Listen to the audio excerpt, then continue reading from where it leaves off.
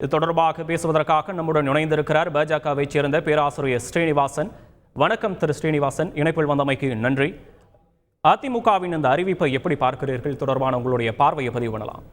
போருக்கு போகும் முன்னாலேயே தோல்வியை ஒத்துக்கொண்டிருக்கிறது அதிமுக நினைக்கிறேன். அவங்க இப்பதான் நாடாளுமன்ற தேர்தலை சந்திச்சு முடிச்சிருக்கிறாங்க. விக்கிரவாண்டி தொகுதியில 35,000 வாக்குகளுக்கு மேல பெற்றதாக அவர்கள் கிளைம் செய்து கொள்ளும் போது தேர்தல் களத்தை சந்திக்கலாமே, அதை தவிர்க்கலாம். ஒரு தொகுதியில போட்டி இல்லைனாலும் எந்த அளவுக்கு ஒரு பெரிய பாதிப்பு வரப்போறது இல்லைன்னு குறிப்பிடுறாங்களே. அப்படி சொல்ல முடியாது. பிறகு ஈரோடுல ஏன் போட்டிட்டாங்க? பிடிவாதமா இருப்போம்னு சொன்னாங்க. கமலாலயத்துக்கு வந்து ஆதரவு கேட்டாங்களே, பிஜேபி கூட ஆதரவு கேட்டாங்களே. அது ஒரு தொகுதிதான தேர்தல், ஒரு மாறுதலும் வரப்போறது இல்லையா. இப்போ அவங்களுக்கு தோல்வி பயம் வந்திருக்கு, அதனால போட்டியில இருந்து தவிர்க்கிறாங்க. மேலும் தேர்தல் ஆணையம் மீது ஒரு குற்றச்சாட்டை வைக்கிறாங்க. தேர்தலை ஒழுங்கா தேர்தல் ஆணையம் நடத்தாதுன்னு ஒரு குற்றச்சாட்டையும் முன்வைக்கிறாங்களே.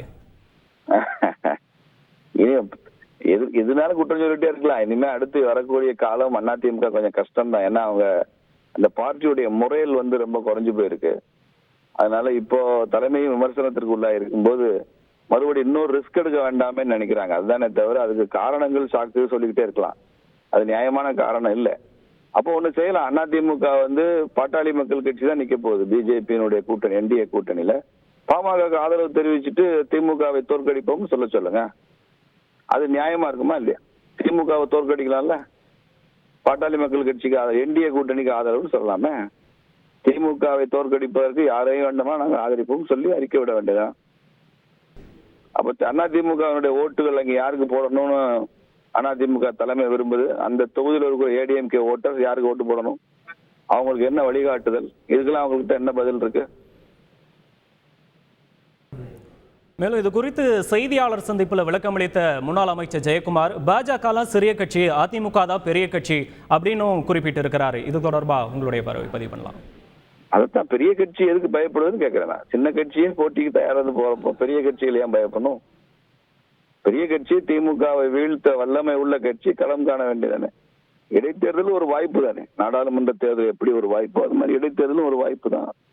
அந்த வாய்ப்பை பயன்படுத்த வேண்டியது. தேர்தல் என்பது கட்சிகளுக்கு கிடைக்கிற வாய்ப்பு.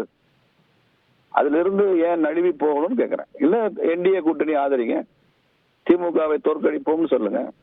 அதுக்கு திமுகவை தோற்கடிக்கும்படி வாக்களியுங்கள் ஏடிஎம்கே கேடர்ஸ்க்கு நீங்க இன்ஸ்ட்ரக்ஷன் கொடுங்க. அதுக்கெல்லாம் அந்த கட்சி தயாரா இல்லைங்க. அவங்க நிறைய கஷ்டத்தை சந்திச்சிருக்கிறாங்க அந்த நாடாளுமன்ற தேர்தலில். அதனால இப்ப கொஞ்ச நாளைக்கு அவங்க கட்சியில குழப்பம் நிலவும். நன்றி பேராசிரியர் ஸ்ரீனிவாசன், இணைப்பில் வந்தமைக்கு நன்றி. செய்திகளை உடனுக்குடன் தெரிந்து கொள்ள உடனே சப்ஸ்கிரைப் பண்ணுங்க.